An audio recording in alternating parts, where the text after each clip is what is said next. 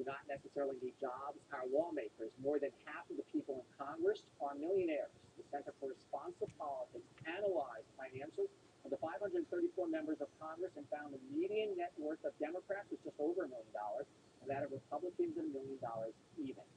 Sarah Bryner is with the Center for Responsive Politics and is with us now. Hi, Sarah. Hi, happy to be here. So let me just ask you first is, how do our lawmakers generally make money? What is their sources of income? They get paid in the House, for example, $174,000.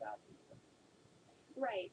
The thing that's important to remember is that most members of Congress actually enter Congress already wealthy. So the most popular places in which they keep their wealth include real estate. The wealthiest members hold most of their funds in trusts, mutual funds, bonds, hedge funds.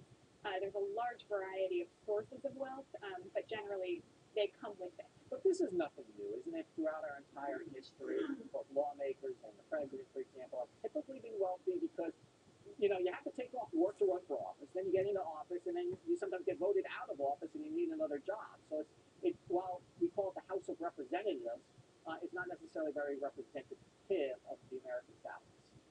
That's correct.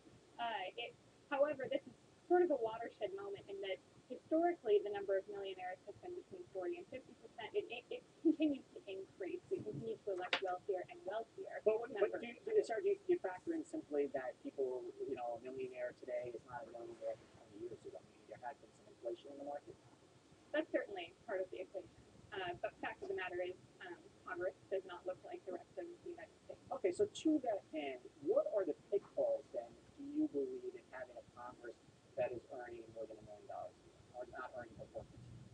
There's not necessarily pitfalls, but I think that citizens have the right to know that their members are not necessarily men from the street. They're not people like them, and especially given the rhetoric that politicians have spout, it's important that citizens recognize that the people who are debating issues like food stamps and poverty and tax cuts for the wealthy do not have financial backgrounds that are similar to their own. And that's not necessarily true of all of them. In fairness, a lot of them probably grew up without money and made money. I mean, do you track that as well? Sure. You'd have to look member by member. Many members have very wealthy spouses. That's where their money is from originally. So some members, sure, come from backgrounds very similar to the rest of Americans. That's probably not the norm. Let me ask you, though, isn't there an advantage to having rich lawmakers in that? Is it possible they're less susceptible to wrongdoing and less maybe, and not even wrongdoing, but being pressured by lobbyists?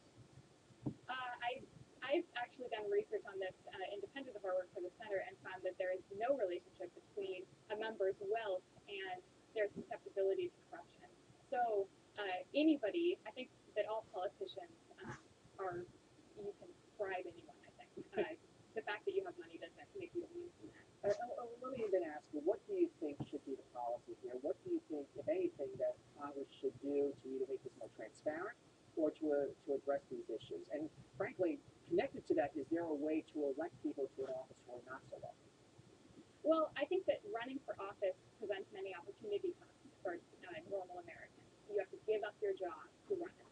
It's an expensive process. You need to know wealthy people, and that's not something most people can do. I don't think that there's a policy that should prevent any type of person from entering office, of course. But I think that for a transparency purpose, these forms that members fill out should provide more detail than just I have a trust that ranges between $25 and $50 million, which is actually one of the categories that they can fill out. They should be filled out more frequently, and they should be filled out in a more timely fashion. The data that we presented yesterday actually refers to 2012, so a full year has passed because those forms are complicated, they're often written, and it just takes time to process them, time in which citizens could have been perusing and making sense of the data themselves. Sir, are you surprised at all that both Democrats and Republicans are pretty much even in this, that it doesn't matter your political stripe, if you're in Congress, you've got a fair amount of cash in the bank? That doesn't surprise me, actually. I think that, both parties will clamor to claim that they represent people more accurately, but I think that by the time you are entering the U.S. Congress, you are in a specific class, generally speaking. Okay, Sarah Bryner from the Center for Responsive Politics. I appreciate it. Thank you. Thank you so much. The new